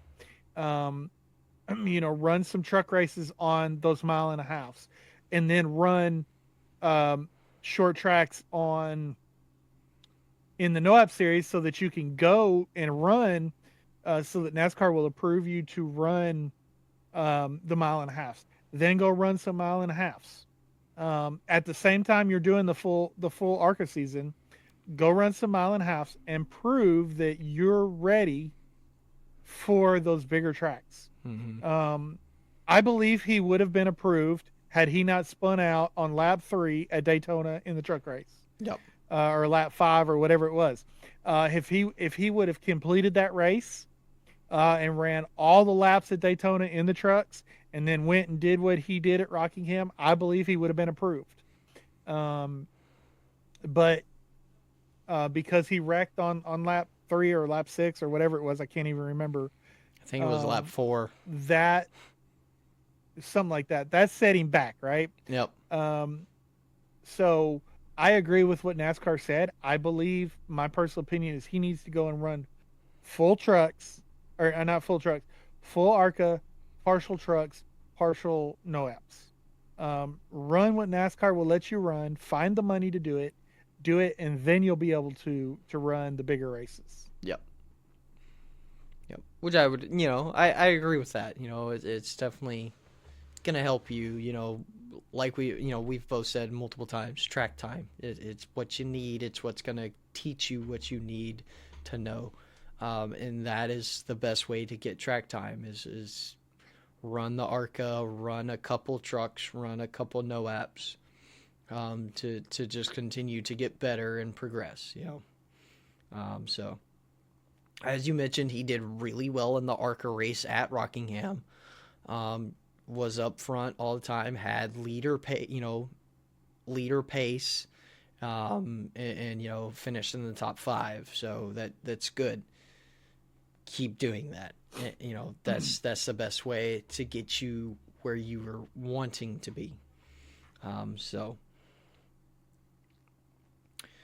But yeah, that is all the races recap. So up next, the next 2 races is we've got good old Bristol for all 3 series, and then we got Kansas for no apps and cup, and then we roll into Talladega for no apps and cup again, and then all 3 return for Texas. I know we normally do every other 2 weeks, but I'm going to include 4 just to be safe, because my schedule is about to get very hectic with being in the process of starting to move. So, yeah, I'll just touch fantasy real quick. You're blowing me out of the water already, even with missing Daytona. Well, you kind of made up some points at Martinsville. I think you actually have a lead by like 3 or 4 points, if I'm not mistaken. Sorry. Because that wreck that Bubba caused hurt me at Martinsville. I didn't have Bubba in my lineup, but it hurt one of my drivers. That would make sense. Also, I can't look at fantasy because for some reason the NASCAR app has decided to sign me out. And now the sign-in button. You are down by 2 points. I'm down by 2 points. That is shocking. I think that's the closest I've ever been to you when I'm below you. And I was only above you. Yeah, well, because the of problem Daytona. with that is, right? And so I've come back. I had like a 30-point lead going to Martinsville, but you were able to make up a lot of that. So you're down by 2. It's still early in the season for me to... let's see, last year it was by like 960 points or something like that. Don't rub it in. And I didn't miss a race. Yeah, exactly. And I didn't miss a race. So this year, with me missing a race, it'll probably be somewhere in the 500-600 point range. Yeah. I'm trying to play more smart, though, where I'm trying to leave all of the mid-season drivers, trying to leave my uses for them for the mid-season, because That's Yeah. where these drivers that normally get you points throughout the whole season really shine in the mid-season because some of the others kind of drop down. So that's what I'm kind of doing. So I might come back on you. I might not. I don't know. We'll see. Probably No, not. because I'm doing the same thing. So Then I am just screwed. I mean, I haven't had Chris Buescher in my lineup yet, right? Why? Because we're not to Chris Buescher races. Exactly. Yep. I've been saving Christopher Bell, even though we've passed a lot of races that Christopher Bell's really good at, right? But his time, Ross Chastain, I haven't touched Ross. Yeah. So of course I had SVG at Coda. At Coda because it's Coda, right? It's Coda, yeah. But we know where he's going to be good. So yeah, I'm in the same boat you're in. I'm saving my drivers for the races that. So yeah, you're pretty much right. You're screwed. Yeah, exactly, exactly. But yeah, so. And the thing about our lineups, except for a couple weeks there, where I really gained a lot of points on you, our lineups are usually only off by like one, maybe two drivers. Usually you'll have a different driver in the garage and then one in your lineup that's different from mine. So it's those two drivers that make that one or two drivers that really make the difference. Yes. In what separates us. So you are very correct. Very, very correct. So yeah, that is all I have for this episode. Do you have anything else? No, not really. It's gonna be kind of crazy for you for a while with moving. It might be crazy with me for a while with starting a new venture. With what I'm gonna be doing. If with what I think is going to happen with what I'm doing, I'm going to miss a lot of truck races and a lot of no apps races. I'm not going to miss them. I'm just not going to be able to watch them live unless I watch them in a hotel room TV or on my computer while I'm traveling. So, and maybe even have to watch some cup races while I'm on an airplane or traveling or whatever that may be. So, but there's some crazy life changes for both of us coming up. Yeah, we can't really say that we're going to do every 2 weeks. Obviously this time we didn't do every 2 weeks just because of schedules and sickness and stuff like that. So for the next couple of months, we're not going to make any promises. Yeah. Yeah. Good point. Yeah, as you mentioned, a lot of changing things for us both. So I wouldn't expect a more stable-ish kind of schedule until mid-June, beginning of July. But even then, that'll be about when I'm back to a somewhat normal schedule. But even with a Duke Rider, what he was explaining, he's kind of going to be stuck like this for the rest of his time of the work he's in. So could be like this for the next 4 or 5 seasons. We don't know. But we'll definitely always find the time to sit down, at least have some laughs for a couple hours talking about the races and any news you guys might miss out on. So please don't get mad at us if we miss an episode at a normal scheduled time. I promise it's not because we're lazy. It's more because we're busy or sick, one of the two. Yep. And we're both those ones that still work when we're sick. So, yeah, we're just hard-headed like that. We just don't want to cough and sneeze on, I've coughed a couple times tonight, and we just don't want to do that on the show, and y'all have to hear that. So. Yeah. So I will just touch on before we wrap up. I've been seeing some fun little drops of NASCAR 26 news. NASCAR 25 was great. There are some things they could do to clean up their game, make it better. I don't know if is actually going on with. The only news I've seen is the soundtrack is being made by Dale Jr. again. I think he did pretty solid with the soundtrack in 25, so I'm looking forward to 26's soundtrack.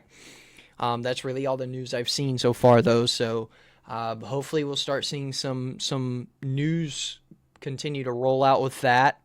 Other than that, gaming-wise, there really isn't a lot. I'll be honest with you, and this is just my opinion. They released 25 in October, right? I say they hold off on 26 and don't do 26, but do a 27 and release it in February right before the Daytona 500. I would say that's good. Because that is when NASCAR games need to be released. They need to be released at the beginning of the season with the most up-to-date roster that they could possibly do in all of the series, and release it right as the season gets ready to start, because what's that going to do? That's going to keep fans engaged during the season with the game. Yes. Because we're going to want to race Daytona the weekend of Daytona. We're going to want to race Bristol the weekend of Bristol. We're going to want to race Charlotte the weekend of Charlotte.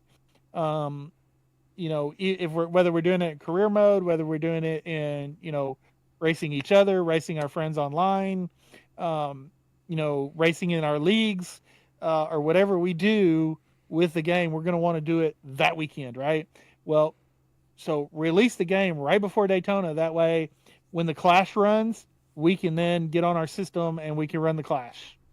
When Daytona runs, we can get on our system, we can run and maybe even run our own Daytona race while the race is on TV.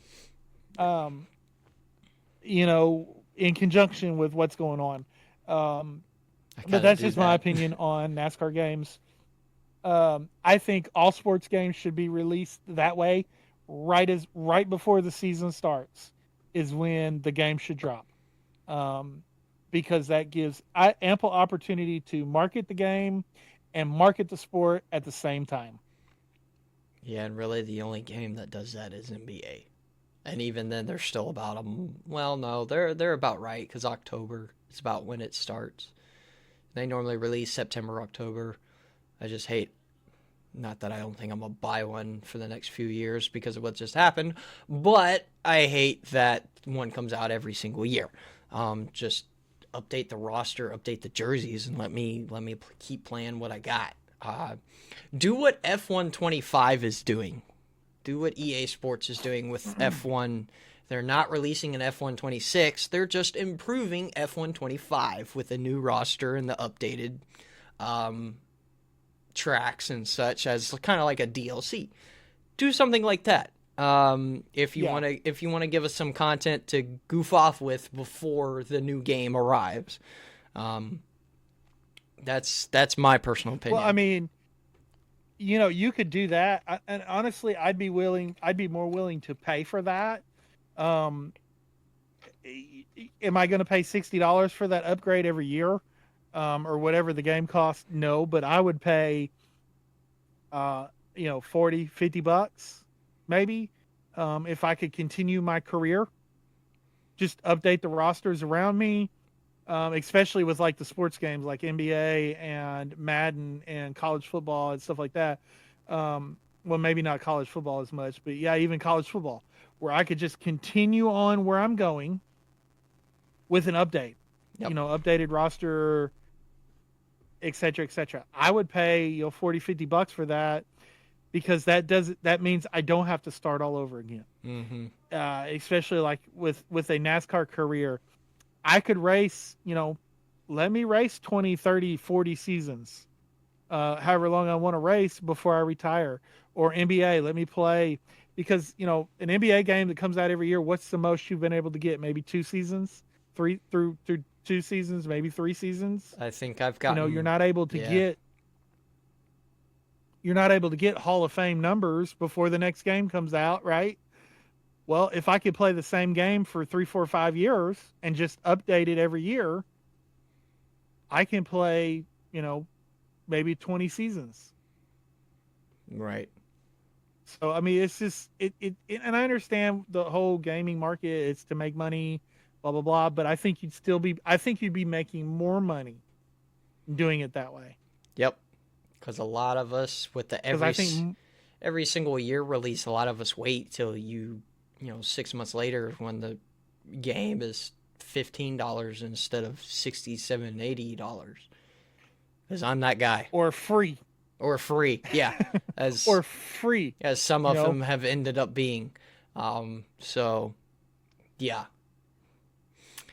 I would agree. But yeah. Other than that, I'll touch on H&N. I don't know if y'all remember H&N iRacing. Doing H&N Console League, of course.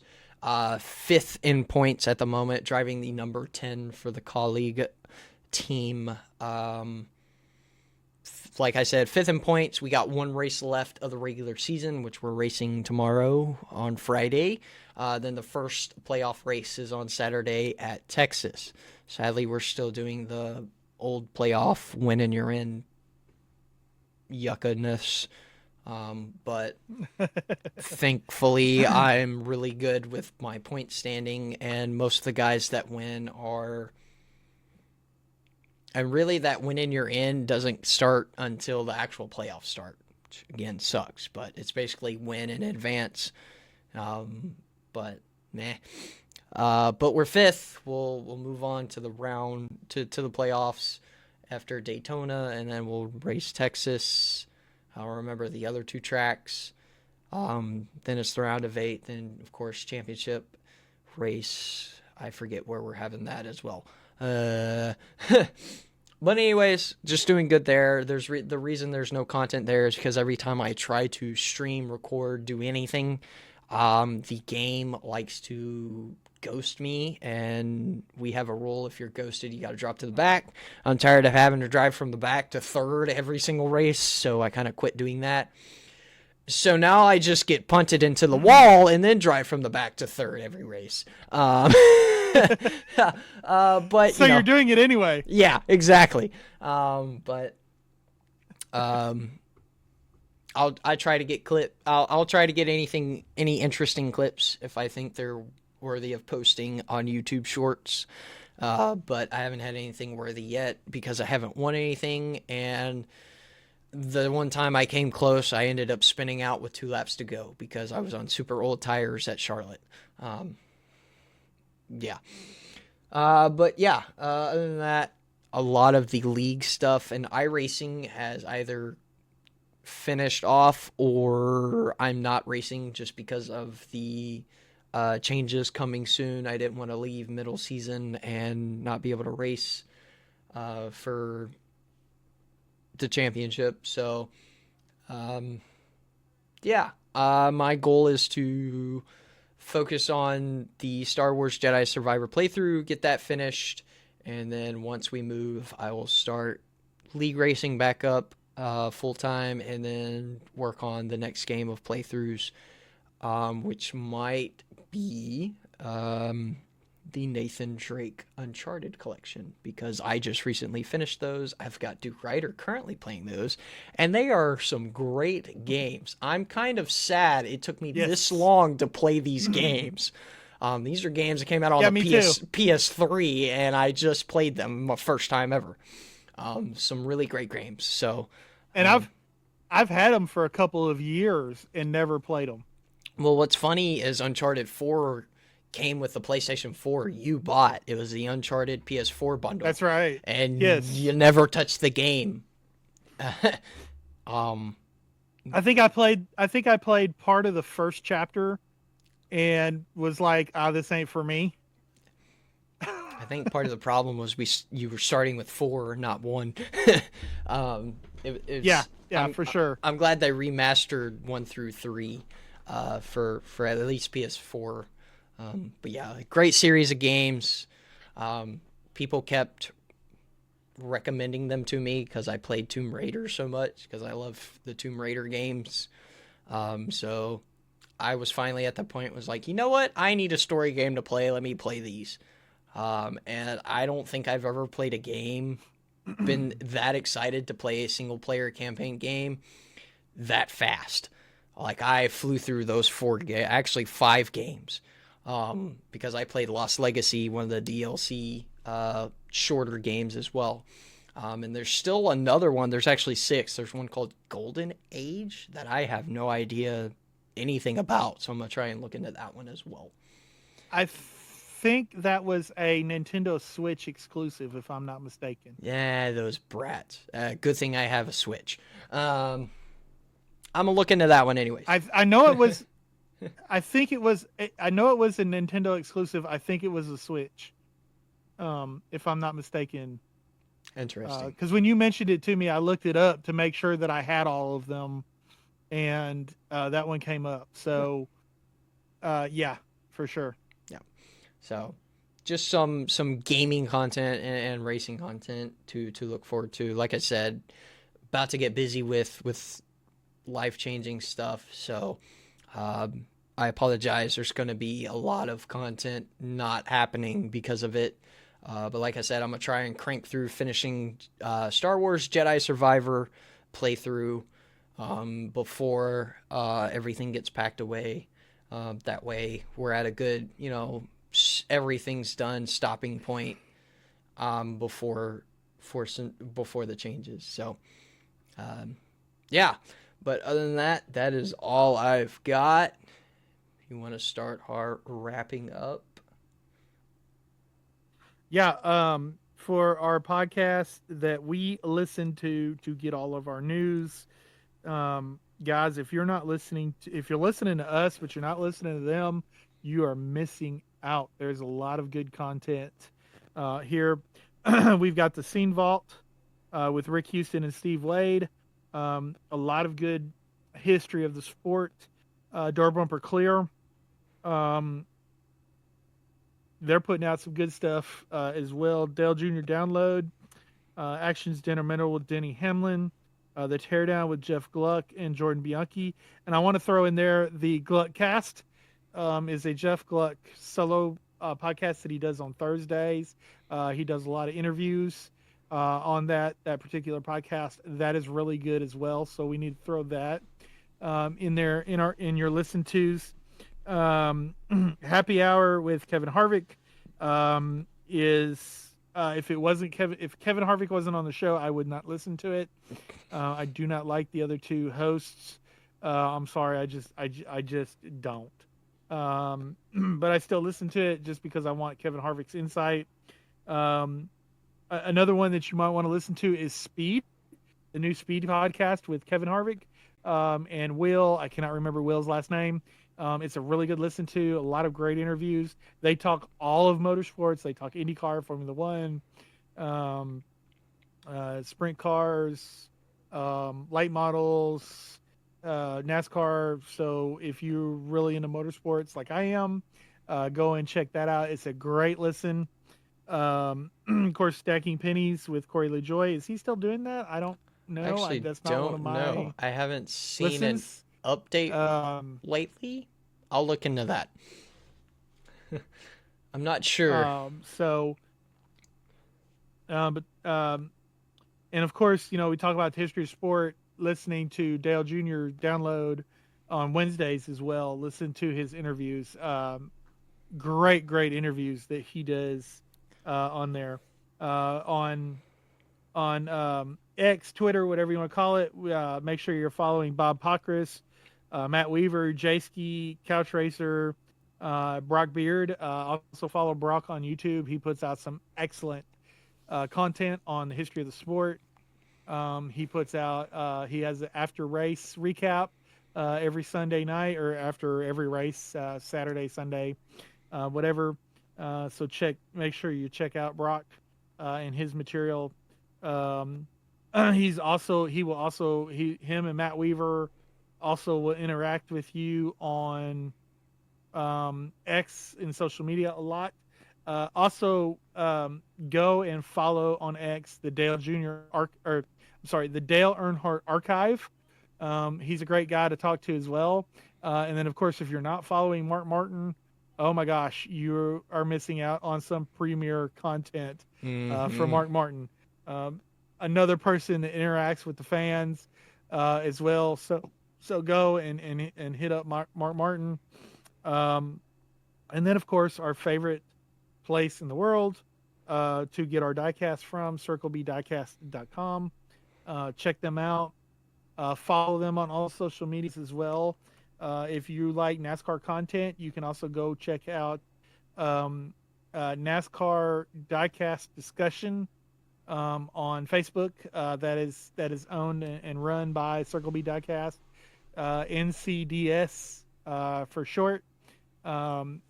NCDS. Yeah. So go check them out on Facebook. Of course, we love our CircleBDiecast.com. We spend way too much money there every year. 90% of what you see in this room came from them. What didn't come from them is exclusives, or I had to buy on eBay before I knew what a pre-order was. So yeah, that's all I got for our non-sponsors. What do you got for our sponsors? Well, of course, we got our lovely sponsors. We got Dubby, a Jeerless Energy Blend for your energy drink needs. We also have POGGERS Energy Blend for your energy blend needs. They both also offer hydration formulas for if you need some hydration drink mixes.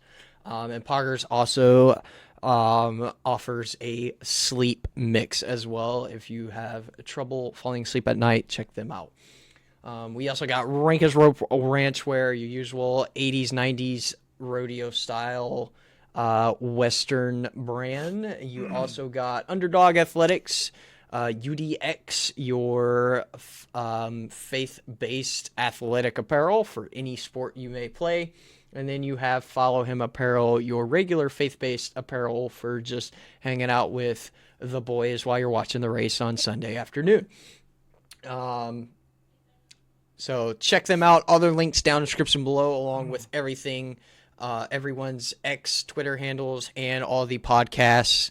Links are down in the description below. The sponsors are linked as well with what code to use at checkout. So go check them all out. Much appreciation towards all of them for sponsoring. I also forgot to mention we have Blacklyte as well. If you need a new gaming chair, a new gaming desk that is built for the elite gamer, I had to think of the right word.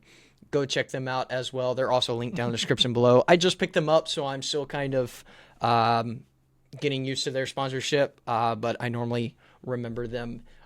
So check out Blacklyte as well if you're needing an elite new desk or gaming chair. So thank you to Blacklyte for joining us on this lovely adventure. And of course, to all of our other sponsors, we thank you for being with us as well.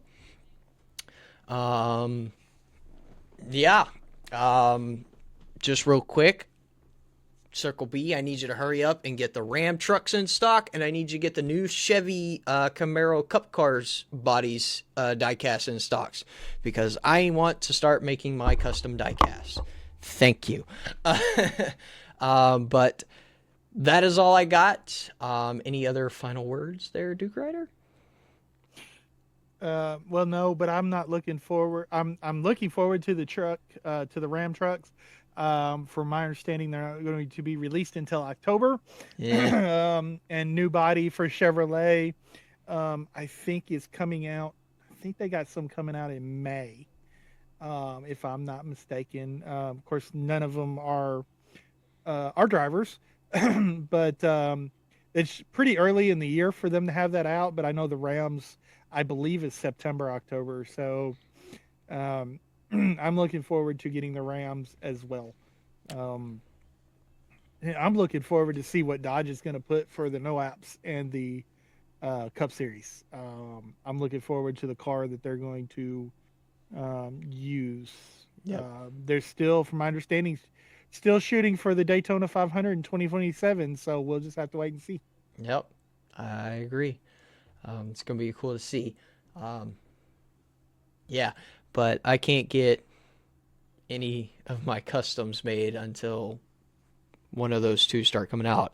Besides one with the older next gen Chevy body, just because of all the update stuff. I mean, I guess I could go off the old Chevy bodies, but everything's updated now, so all my paint schemes are now fitting the new Chevy bodies.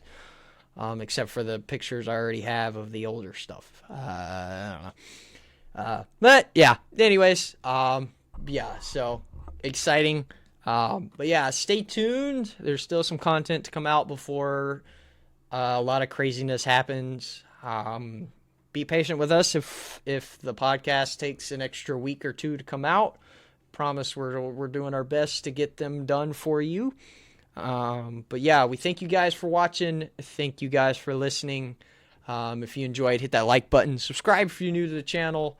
Hit the notification bell so you know when the podcast is either uploaded or I just happen to go live doing some content. Duke Rider occasionally goes live from time to time as well, doing some gaming content.